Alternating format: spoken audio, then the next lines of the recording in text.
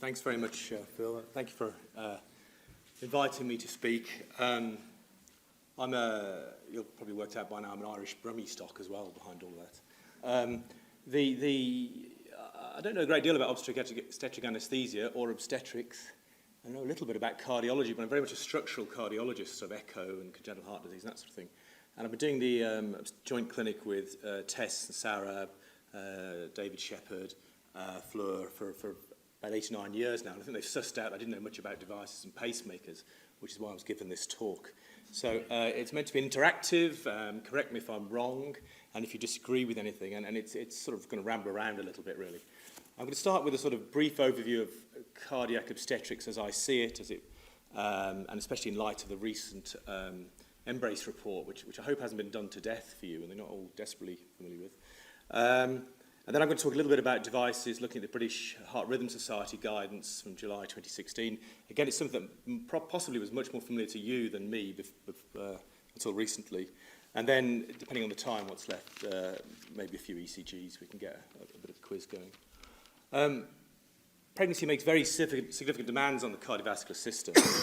You all know this. It puts up vasodilates very, very quickly through a progesterone effect, and a 50% increase in cardiac output by the second trimester. And most of our patients with relatively fixed cardiac output, that's when we're going to start to see symptoms and see problems. There's increased stroke volume and heart rate. Labour's putting 50% further cardiac output demands in the second stage, and you're getting further sympathetic stimulation from pain and anxiety. Immediately post-delivery, there's up to an 80% increase in cardiac output within the first hour. There's reduced colloid osmotic pressure, which greatly increases the propensity to pulmonary edema, of course. And then it's up to 6 months before normal physiology is restored. And if you put that together with a hypercoagulable state, it's remarkable so many of the women we look at do so well, to be honest, with some of the stuff we take through pregnancy, or don't necessarily permit, but permitted to escort through pregnancy. I'm sure you've seen this slide loads. Cardiovascular causes are the most common cause of deaths. From the most recent report, it's 2.5 women per 100,000 maternities, which is part of the 8.5 per 100,000 maternities of the last Embrace report. Almost for my own benefit, really, I wanted to put that in the context of what the real world would be without proper Western health systems. And I mean, even in Europe, the estimate is 16 per 100,000 on a general basis, and 542 in Africa. So it's quite incredible, the improvements that have been made, and which you all contribute to. Obviously, the Embrace report is all about trying to get that down as low as possible. But really, reading the report, the impression one has is it's going to be very difficult to make huge extra gains, certainly in cardiovascular mortality. This is the breakdown by cause of maternal death. Is this? Printing, right, okay. So, and the big cause, very much as expected, really, is ischemic heart disease, about half of which is atherosclerotic, and about half of which is coronary dissection. There's a mention of others. I'm not quite sure. They didn't seem to clarify that very well as to exactly what went on with those patients. But I imagine it's some form of coronary disruption or presumed embolization. And so atherosclerosis is not rare in women having babies in the modern era. And I've got quite a number of patients who've had anterior or inferior myocardial infarctions who continue to smoke or embarking on yet another pregnancy with significant left ventricular dysfunction, despite what I tell them to do. And they do represent quite a significant challenge. The key measure in these people is chest pain in women, especially postpartum, has to be investigated and warrants an ECG and a troponin. It's not good enough to give them simply Gaviscon and see what happens. If there's pain down the arms, pain into the throat, that has to be investigated. And on the review of these cases, that was something that was very much not done. On the other hand, they're very, very rare events, so the pickup is going to be low. Valvular heart disease often relates to the dreaded metal prostheses in pregnancy problems, mostly, as well as some unrecognised stenotic lesions. Obviously, stenotic lesions are poorly tolerated, true severe stenotic lesions, MS, aortic stenosis, mitral stenosis, poorly tolerated, whereas regurgitant lesions without major symptoms, will be well tolerated through pregnancy well. So there are a few valvular deaths, but possibly less than I was thought there might be. Some relating to pre-extent hypertension, And then a diffuse number of deaths across the range of cardiomyopathies. The cardiomyopathies are often genetic, so most dilated cardiomyopathies now we think of genetic problems. There's hypertrophics, there was just one. About a third of them are classed as peripartum cardiomyopathy. We're still not really sure what that means. Is that an occult form of genetic cardiomyopathy or something quite different? And a few of these will be the late effects population. I think we're seeing more and more of now. Childhood survivors of cancer, various congenital cardiac repairs, and a few post-ischemic heart disease as well. The big group, and the group that surprised me reading the report, is this one, the sudden arrhythmic death with a morphologically normal heart. That was about 30% of the whole cohort of deaths. Have you any idea why that might be raised in pregnancy? Have you all read the report in detail? It's actually not raised. I'm trying to catch you out. This is exactly the same rate as would be expected for this population of young women over a 9-month period. It's a terribly tragic occurrence. But to impact on that, we need to know an awful lot more about genetic ECG screening and picking up these families before these tragic deaths occur. But it's going to be exceptionally difficult to spot these women or to impact on them. There's no simple interventional method to do that. But because inherited cardiac conditions and channelopathies is a much bigger area of cardiology these days, we're going to see more and more of these people who've been identified before pregnancy and coming through with defibrillators in situ. It won't be huge numbers, but it'll certainly be a more common occurrence, I think, over the next 10 to 15 years, especially as the tools for picking up these syndromes are this long QT, Brugada, short QT, Torsades de Pointes, etc. All those things coming through. As they picked up more, I think we'll see more and more dealing with defibrillators in the operating room. Tragic aortic dissections, often unpredicted on the background of unrecognized Marfan or Turner syndrome or bicuspid aortic valve.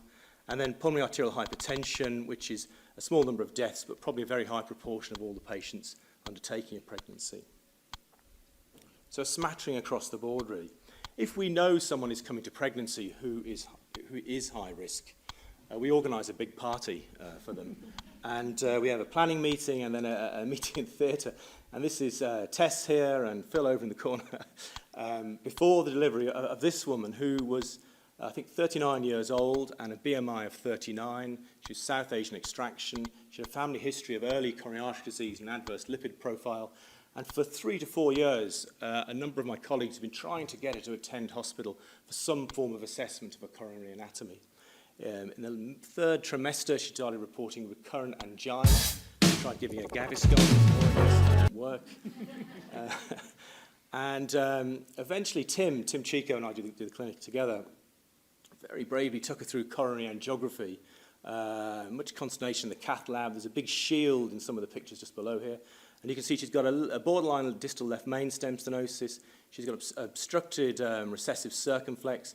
There's this stenosis in the mid-LAD. There's a borderline ostial right and a tight stenosis down here in the distal right as well. So diffuse 3-vessel coronary artery disease in a 39 kilogram per meter squared woman with relatively small coronary tubes. So a big party organised to take her through theatre. It went very successfully. She sailed through. And subsequently, Tim's treated her medically. He's just given a tablet therapy because he's not convinced that bypass grafting, these are the best vessels for bypass grafting, and she's been okay so far. So an awful lot goes in when we recognise severe cardiac disease. We've taken about, I would estimate, about 8 women through delivery in cardiac theatres in the last 6 to 8 years. This is with cancelling a cardiac list, having cardiac surgeons on standby, neonatology are there, obviously obstetrics, all the nursing. It's a huge intervention. There can be 40 people on the email distribution, and we haven't had any deaths in those people. They've done very well. But the majority of pregnant women who die have not been recognised as being at risk, and they're just out there, and the problems arise de novo, unrecognised, with midwives in the middle of the night on their own. From that same report, the timing of death is of interest, really. Only about 1/3 of the deaths are antenatal or occur on the day of delivery, and 2/3 are occurring after that time. Of course, delivery is a treatment for when you're in terrible trouble with a woman in heart failure. So it sort of skews things a bit this way. But a lot of the deaths are quite late. And I do sometimes wonder if we're not putting enough time and effort here into seeing our women after delivery and the weeks after delivery. I mean, it's a huge effort to get people into our clinics at the moment. But there are one or two. I'm seeing a girl at the moment who I'm seeing every 2 to 3 weeks because she had some spontaneous, she had a sinus tachycardia, had an echo, it found moderate left ventricular dysfunction. She had no symptoms. She eventually had a category 2 cesarean section for obstetric reasons, sailed through that, any symptoms at all. And I've been seeing her sort of every 2 to 4 weeks. She's out to about 8 to 9 weeks now, just to make sure she wasn't early unrecognised postpartum cardiomyopathy, and she's been fine. That's quite a lot of input, which we don't have any funding or support for, really. And I sometimes think we do miss a trick there, seeing these people. But certainly on the postnatal wards is an important time. Ideally, all women with significant congenital or acquired heart disease should receive preconception counselling. I was talking to Kate English yesterday, who's my counterpart in Leeds, and I believe she's spoken here before. And Kate reckoned that she had about a 95% sort of rejection rate for her preconception counselling advice for the women she sees, but I think she was having a bit of a downer that day. Everyone needs to know the conditions which contraindicate pregnancy and in which we would recommend termination of a pregnancy if we get there early enough. The first 5 of these are those that limit a significant increase in cardiac output. And they are obviously any degree of pulmonary arterial hypertension, a systemic ventricle, usually left ventricular dysfunction, of less than 30%, especially if it's with symptoms. Previous peripartum cardiomyopathy with any residual impairment of left ventricular dysfunction, they have about a 35% heart failure or maternal mortality rate if they go through a pregnancy again. Severe mitral valve stenosis, severe and symptomatic aortic valve stenosis. Then the aortic catastrophe predictors, Marfan syndrome above 45, or a routine bicuspid valve above 50 millimeter diameter in the ascending aorta, and then native severe coarctation. Well, there's very, very few of those. In my congenital practice, I'll maybe see a new one in an adult maybe once every 2 years or so. So they are quite rare, but serious. There are a number of class 3 indications against pregnancy. Mechanical valves, I wasn't going to talk about specifically, but you'll have seen in the Embrace report that there's an audit of, there are 58 women with mechanical valves were identified in the Embrace report, and 6 of them died. Although there's no further mention of what actually they died of, the circumstances of death. I think they had a longer period of analysis for them. And then they analysed the clinical events closely in 32 of those women with mechanical valves, and half of them had a serious maternal problem, largely bleeding, postpartum bleeding, but also thrombosis and stroke. So it's a very significant matter. It's about a 3% mortality per pregnancy for a mechanical valve. If you meet a woman with a mechanical valve who's pregnant, we need to get them into the joint cardiac obstetric, and also especially Rona's joint hematology clinic immediately, and they need very careful management and counselling. Systemic right ventricles are always a worry, but can do well. These horrible things, Fontan's circulation, cyanotic heart disease. Kate sees a lot of this. She can keep them as far as I'm concerned. And again, lesser levels of aortic disruption really can also predict problems, and we worry. These patients, anyone with significant disease needs to be seen early and have a risk assessment by the obstetrics team, the anaesthetists and the cardiologists, and I very deliberately put myself third in that. You need to optimise the mother's status during the pregnancy and monitor for deterioration.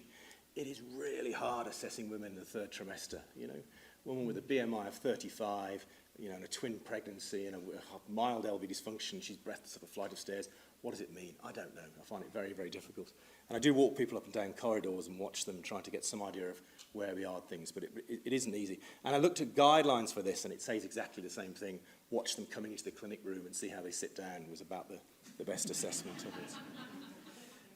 This is something we don't always do well, we try and do this well, but it's not always effectively achieved, I think. It's a clear, well-documented and appropriately and widely distributed plan for labour and the postpartum period. In very busy clinics, it's difficult sometimes to both construct a plan and to effectively send that out to all of the team, especially when it's teams of anaesthetists who might be doing a particular procedure or delivering a particular problem. But it's something we're working harder on. This is an audit of the clinic between January 12 and May 15, nearly 620 clinic visits and 350 patients.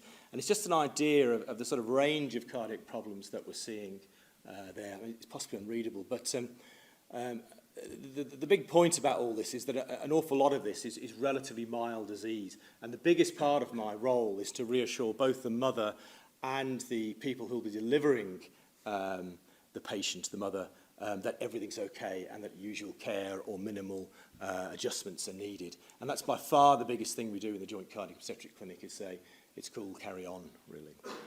There's a big group of patients with palpitations who are slightly dull to see, but it's reassuring. 50% of women have palpitations in pregnancy, and they can be usually reassured. And then there's quite a few who've had arrhythmia identified before. But it's really interesting, and it's very broad general cardiology to work with. I know nothing about how to choose a mode of delivery. I can only describe the cardiac physiology and the likely problems, and it's up to the rest of the team really to comment on this. My understanding is that there's no clear evidence base that favours one approach over another, although obviously Professor Watson's showing that there's a lot more evidence arriving. Most of the guidelines opt for spontaneous vaginal delivery with low-dose regional anaesthesia and careful fluid management. The difficulty with this is always, if you know a woman's, because we have very high-risk patients delivered at the Royal General Hospital, it's a big deal, impacts on other people having their surgery. We have some more modestly high-risk patients who can deliver at the Jessup Centre on the consultant unit, but really you want people who know the patient, know the background and what to do to be delivering those people. And that, I think, does push us a little bit more than we would towards elective C-sections or induction of labour. So the party happens hopefully within a pre-specified window. But when you lots of the guidelines and lots of the very big American units often preach against these sorts of things. I think the evidence just isn't there. It hasn't been analysed properly. Obviously, effective pain relief is absolutely important if there's restricted cardiac output. We try and limit maternal effort. There's the so-called mythical, as far as I can see, limited second stage. I don't know how true that is really. My obstetrician always tries to steer me away from writing that in the letter and just says, if you say that, I'm going to do a C-section.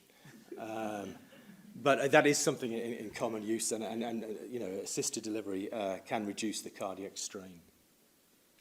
Again, appropriate follow-up is really important, and it's also really important to remember that addressing contraception and future pregnancy very early with these women, especially if we don't want them to have a future pregnancy.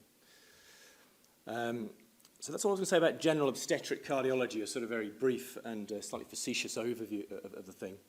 I can talk a little bit about devices, or I was asked to talk a little bit about devices. This is an email I sent last week. You can tell now when I prepared all this.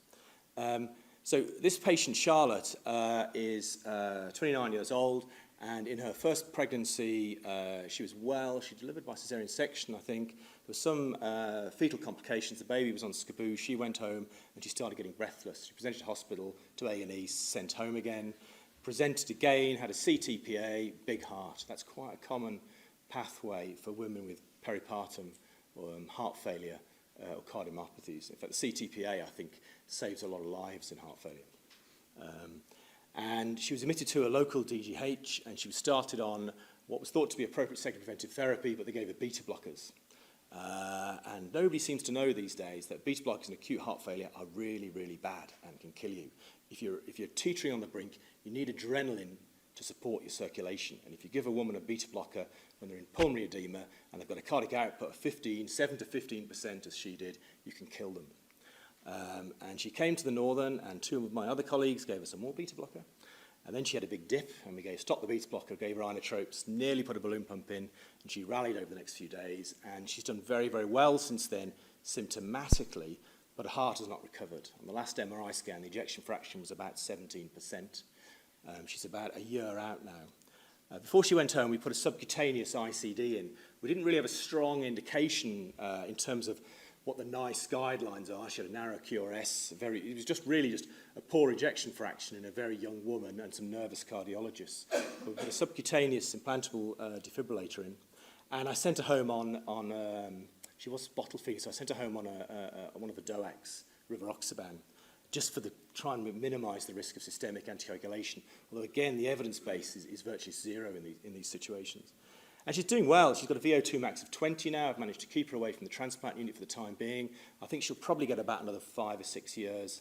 It's very, very unpredictable. She could go a bit longer than that, or it could be next year. And then she'll probably slip into the transplant territory and go down that pathway. There's still a small chance her heart might recover, but we're out, a ventricle that poor 9, 10 months out. I think it's probably unlikely now. But basically, I saw her in clinic last week, and I thought, oh, she's got the subcutaneous ICD. I really should know if this device monitors for atrial fibrillation or not. Because if it's no atrial fibrillation, but she's well past the 6-month window, I can stop her anticoagulation now, possibly, a bit nervously. So I phoned Greg and Vessa, who are the ECG electrophysiology technicians in the department, saying, does a sub-Q monitor for our PAF? If so, can I stop the anticoagulation? Feeling slightly embarrassed at having to ask because I'm the consultant cardiologist.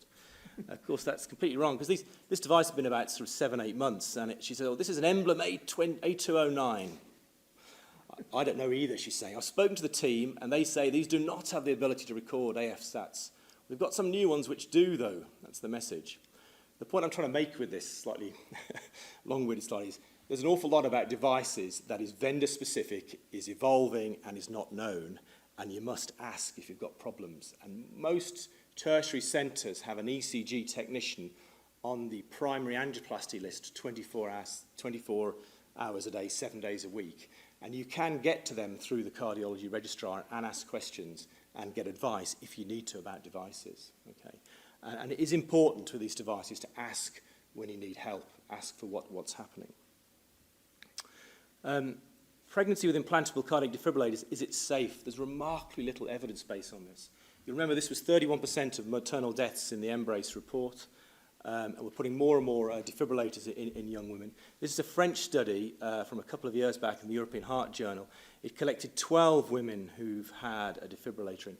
Have any of you taken a woman with a defibrillator through delivery? Anyone? Any hands anywhere? Not one. I asked Greg yesterday, and he said we got one he remembers in Rotherham. I can't quite remember anyone in Jessops. You've got one? Rotherham, I think that must be the one, yeah. And then I asked Kate, and she said, oh, she thought she'd had about 9 or 10 altogether. But I mean, there's very little literature on this. This French city, Lille, had 12 women. It shows these conditions, idiopathic ventricular fibrillation. That's just where a young woman has a VFRS. We haven't yet found the syndrome or the reason why. Arrhythmogenic right ventricular cardiomyopathy. This is the syndrome that terrifies cardiologists. You've all heard of this, haven't you? Basically, you can drop dead before there are any ECG signs at all of arrhythmia with a morphologically normal heart on an MRI scan. Very, very difficult to spot. I reckon very indistinct symptoms. Classic ECG features of ARVC. I'm getting bulgy now, sorry. Anyone want to throw me back?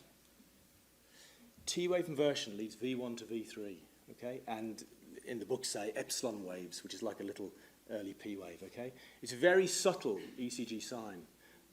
But a colleague of mine missed it. He's been to the GMC 3 times for missing the T-wave inversion V1 to V3. He's a cardiologist, not an anaesthetist. But I'm just saying there's a lot of pressure on us to spot these syndromes very early, and it is quite difficult. Hypertrophic cardiomyopathy, that's a good bit easier. The ECG is usually abnormal, as is the echo. Tetralogy of Fallot, long QT. There's this thing called catecholaminergic polymorphic VT. They're the main ones there. So they're sort of smattering of relatively normal hearts with arrhythmia being detected earlier, defibrillator putting in, and now the women want children. Majority of these actually had shocks before, but a number of primary prevention. They're treated with beta blockers largely, and only one of them was actually using the pacemaker. Two of them were using the pacemaker with any frequency. And the conclusion of this study is that it's a safe thing to do, as you might imagine. There's some really interesting stories in here. Number one here had a cardiac arrest. She presented for the first time with a cardiac arrest and had 9 shocks, external defibrillator shocks, in A&E, and then found out she was pregnant and delivered a healthy live fetus 37 weeks later. after a defibrillator had been planted, which is quite amazing, really. The second patient here, number 9, she had a row with her partner and went into ventricular fibrillation, and her box fired and restored her to a normal rhythm again. Okay.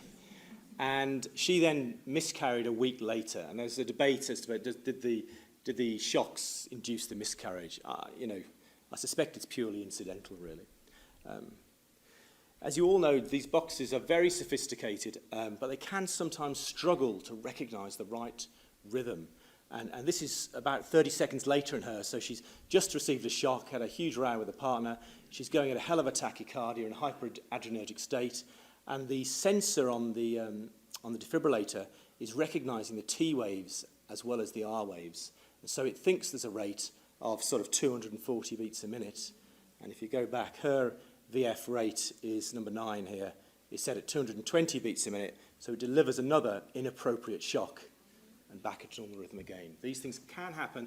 They're much less common now in daily practice as a cardiologist than they were 7-10 years ago. The algorithms are much more sensitive now, much more sophisticated, but you can get inappropriate shocks as well. Good. So that's defibrillators. This is the British Heart Rhythm Society guidance for dealing with cardiac implantable devices around the time of surgery, not specifically. I couldn't find anything specific for obstetric surgery. There are 3 types of devices. Loop recorders. You've all come across them, have you? Implantable loop recorders. The new ones are absolutely amazing. They're about the size of 2 matchsticks, and you just give a little of local anaesthetic under the skin, and you inject it with a gun, and they go, ooh, and that's it, it's in. And they sit there with a battery on for 3 years. And they're sort of revolutionising the way we investigate palpitations and blackouts and all sorts of things. And they're very small, and we've no plan for getting them out again. We haven't quite figured that out yet. So, but these things, the only thing you need to know about these things for a woman's going to labour and you're using diathermy, or the obstetrician's using diathermy, is that if you can wipe the memory. And so if someone had one in, and you really ought to get this thing interrogated in an elective sense before you go on with the diathermy. It doesn't always wipe the memory. You're a good way away from it. But a good best practice would be to send them to the pacing clinic for a quick check, or ring the pacing clinic and ask them to do a home monitor check, because more and more now they're all monitored at home through web-based devices before you proceed with the diathermy. But they shouldn't cause you really any problems at all. They're pretty much MRI safe, although you have to twist their arms to get it going. Cardiac pacemakers can, all the standard bradycardia indications, single, dual lead or biventricular.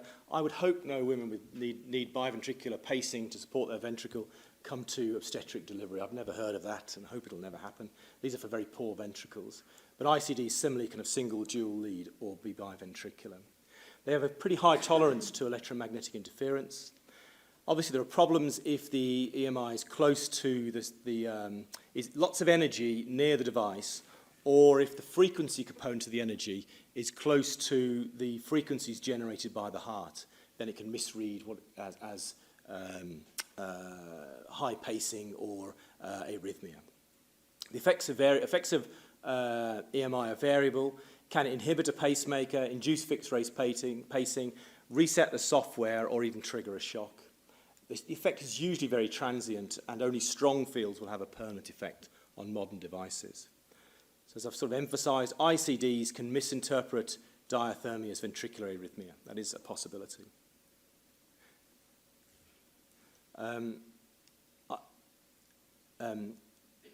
Diathermy can also trick pacemakers with rate response. So a lot of these pacemakers have 2 leads, and they measure the impedance between the 2 leads to work out when you're walking faster. So if you're going up a hill, the impedance rises, the pacemaker spots that and it puts the heart rate up. And it can misrecognize the diathermy as an increase in impedance and then give inappropriate high pacing. And often they'll reprogram to step the rate response off before going for theatre if it's felt safe to leave a pacemaker on during a procedure. The manufacturers all say no, you must never do that, of course. But the guidance, the BHRS say generally the risk is low, and you can use diathermy well away from the devices. But obviously bipolar is preferred to unipolar. It's important for all units to have some form of patient screening, preoperative screening, to pick up patients with devices in and to make a detailed assessment of which device has been placed and what the guidelines are. They need to confirm correct function of the pacemaker ICD, see if any adjustments need to be made, and then usually make a decision about whether certainly the ICD needs to be programmed off for theatre. And generally you would turn the ICD off for theatre. Oh, this is a bit wordy. Obviously, if you turn off an ICD, you're honor bound to monitor the patient throughout the procedure and post-operatively until it's been turned back on again. You would need defibrillation equipment, for external defibrillation for any patient who's had an ICD in. Try and limit the diathermy. Let the surgeon know if the diathermy is interfering with pacing. And obviously follow up, ECG follow-up afterwards. Deactivation is best done formally by a programmer, usually a skilled cardiac physiologist. There are usually about 3 or 4 of these in each tertiary centre. Magnet deactivation is only acceptable as an emergency situation. Although if you've got a woman with an implantable defibrillator who you're doing a trial of vaginal delivery and she needs to go to category 1 or 2 C-section, I think you're only ever going to get the opportunity to put the magnet over the device, aren't you? That's the only way you're going to take that forward. But you try and avoid using the magnet if you can. For obstetrics, for simple pacemakers, they say no post-operative checks are required as long as there's been no interference with pacing function during the surgery. ICD deactivation is the standard of care, usually by pre-programming before and afterwards. This is how we achieve that in SDH. We have a special form from the cardiac rhythm team, which is on the net, and it's type of procedure. We fill this bit in, date of procedure, type of surgery, any likely problems, and we email or fax that through to the physiologists. This is one of Tessa's patients with an Ebstein's anomaly who's had 2 major surgeries and developed transient heart block in the second one, 2 tricuspid valve replacements. She's gone through IVF pregnancy and she delivered on Friday, I think, successfully, went home this morning. This was the reply from the pacing team. Dual chamber pacemaker, there's the indication, 2nd degree block. It was put in Leeds, not by ourselves. The pacing parameters are expressed. What's the response to the magnet over this device? Very important, 85 beats per minute magnet response, that's what you're going to get. The last pacing thresholds on the wires. And then it tells you if they feel there's any programming needed or not. Now, there was a slight concern with this patient that she might be pacemaker dependent. We didn't have all the preoperative parameters. And so they reset the pacemaker to a thing called DOO, which is basically, if in theatre, if there's diathermy being used, the pacemaker just paces away without inhibiting at all, a constant rate. That's usually a very safe thing to do. There's slight risk of R on T with very unstable hearts, but it's unlikely in this situation. Cardiac arrest in patients with a defibrillator in should be carried out in exactly the same way. Just get going and let the box fire as and when it needs to. You'll get a warm feeling, probably, or you might not feel anything. But there's said to be no significant risk to someone performing CPR or touching the patient, even if the shock's delivered by the ICD. They're much lower than the energy than the external shocks. There are guidelines on where, usually AP position if you want to put external pads on. Obviously keep the, if you're using external defibrillation in someone with a pacing device in, or a defibrillator, keep the pads well away from the box so it doesn't arc across the box and basically weaken the signal, and AP is best at that. Am I teaching my granny to suck eggs here? Did you know all this stuff already? Is this all news to you all? Magnets. Devices respond to magnets in a variety of ways. Pacemakers turn on to fixed rate pacing when you put a magnet over them. Just does this like a conductor, keeps going, which is usually pretty safe, although it's not recommended for any time, and certainly in sick hearts, because it can fire R on T and could potentially induce ventricular fibrillation. Unlikely, but a possibility. For ICDs, if you put a magnet over them, it inhibits the antitachycardia pacing and the shock delivery therapy, but it has no effect on bradycardia pacing. That carries on the same. Okay, so you're turning off the defibrillator component, but not the bradycardia pacing component. If you've got a bradycardia pacemaker, you're just switching it on so it works in an uninhibited fashion. There are vendor-specific positions for the magnet.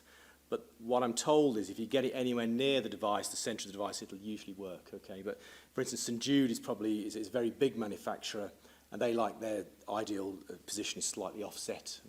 And the Rhythm Society felt it necessary to include that diagram for some reason. Take the magnet away, the effects wear off. And this is all very obvious, really. Standard procedures apply while the boxes are turned off. And they put in an algorithm of what you should do, how you should handle these devices institutionally and for patients undergoing such surgery. Okay, how am I doing for time, Phil? Am I? Sorry. Yeah, another 10 minutes. Oh, right, okay. Okay, good. So moving on to ECGs very quickly, a small quiz. I was hoping for some interaction, but you all look very far away. So let's say young woman, let's say 30 years old, first pregnancy. She's in, cesarean section, regional anaesthesia, and goes into this rhythm. Any thoughts about the 12-lead ECG, and what do you do about it? SVT, excellent. Yeah, you've got a narrow complex, you've got a regular supraventricular tachycardia at 150 beats a minute. Okay. Any other thoughts about the ECG? Anything else? Some of you are a very long way away, but any other features that might help you know what type of SVT? In some ways, this doesn't matter terribly, but it.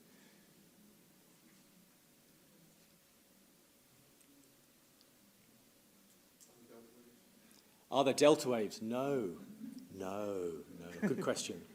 Even if it's an accessory pathway, you don't usually get the delta waves when you're in a narrow complex tachy. That's the key. But okay, the little features here. So this is the routine 12-lead ECG, and if you look in the tachycardia, you've got this tiny little blip here, and you've got these pseudo S waves in 3 and in AVF and a little bit, and these are missing on the 12-lead ECG. Even though it's actually it's 100 beats a minute taken pretty much afterwards. And that's the retrograde P wave that's occurring. So this is an AV nodal reentrant tachycardia. So the signal is generated in the AV node. It comes down the slow pathway, back up the fast pathway, and it sends off a P wave, and it activates the ventricles. But the P wave, because it's coming up the slow pathway, is a little bit delayed. And you can sort of hint that this is an AV nodal reentrant tachycardia when you see those late P wave activation. And you don't tend to...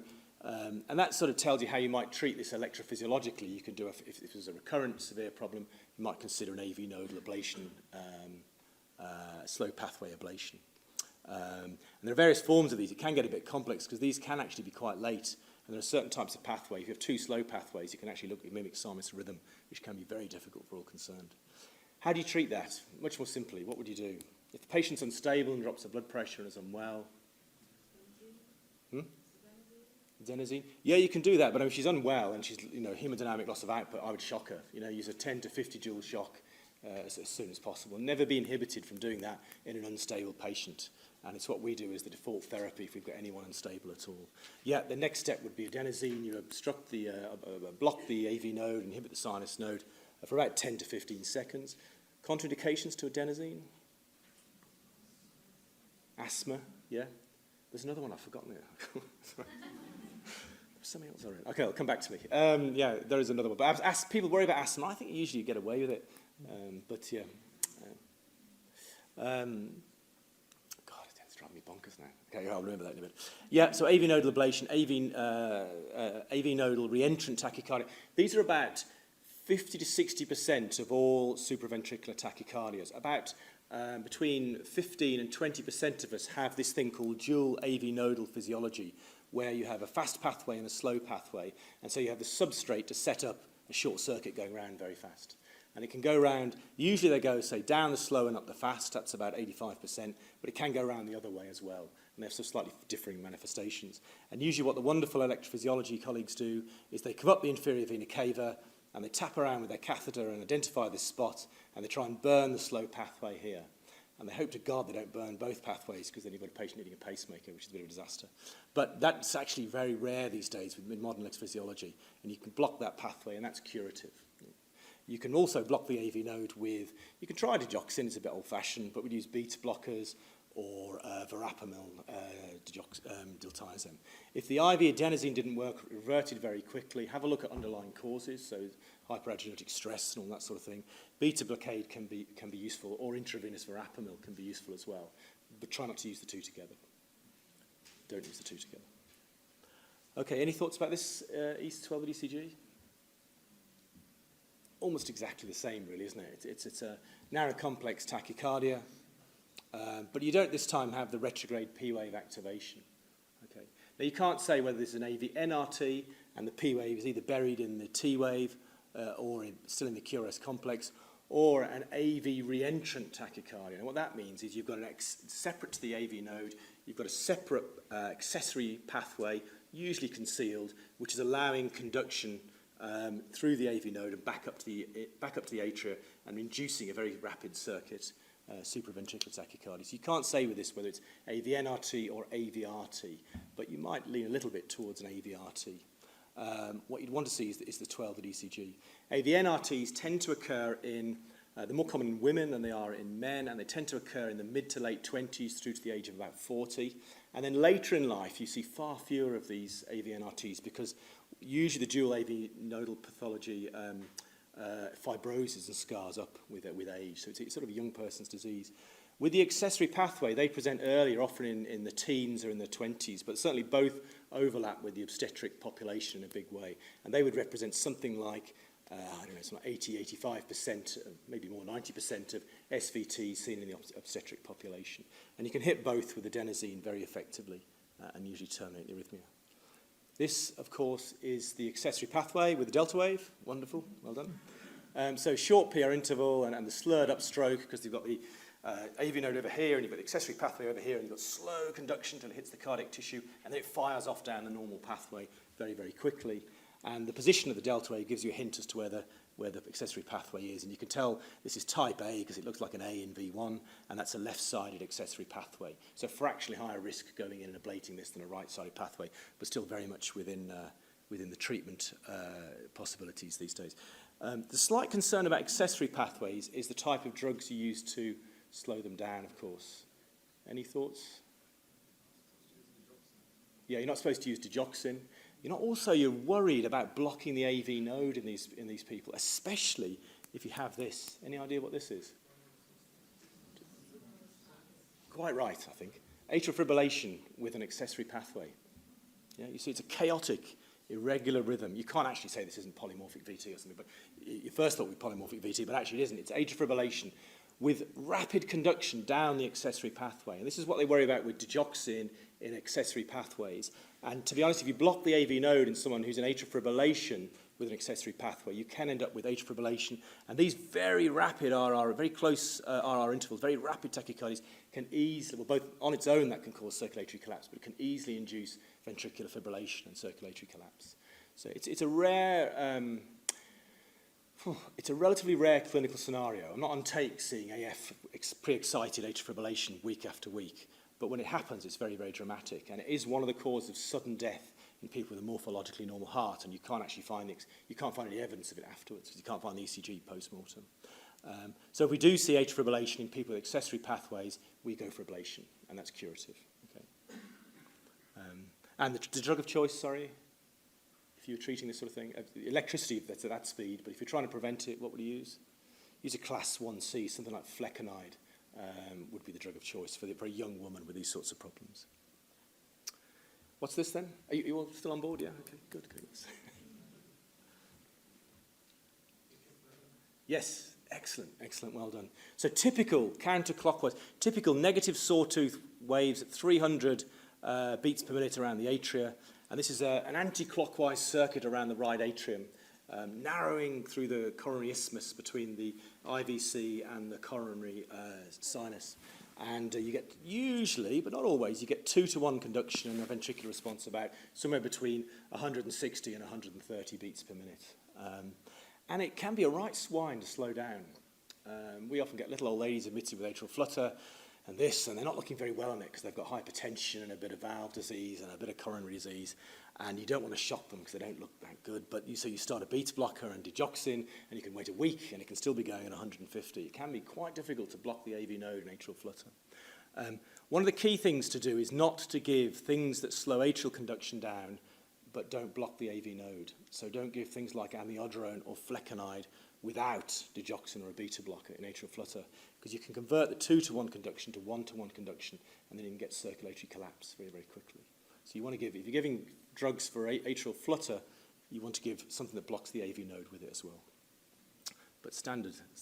Flutter's pretty rare in obstetric practice. We've had, I think, one AF and maybe 2 flutters in the time I've been with the unit. And it's quite difficult to know what to do. You worry about cardioverting them with the placental issues and anticoagulation. This is a new definition of something that we've been looking at for years. Any ideas? AF? No, it's not. It's a new thing called multifocal atrial tachycardia. So there's 3 different P-wave morphologies here. And it's said it's not so much to obstetric practice, but the sort of slightly stretched right atrium. I think I'm done now. We'll stop there. Okay, thank you very much indeed. Okay. Super, thank you, Lawrence.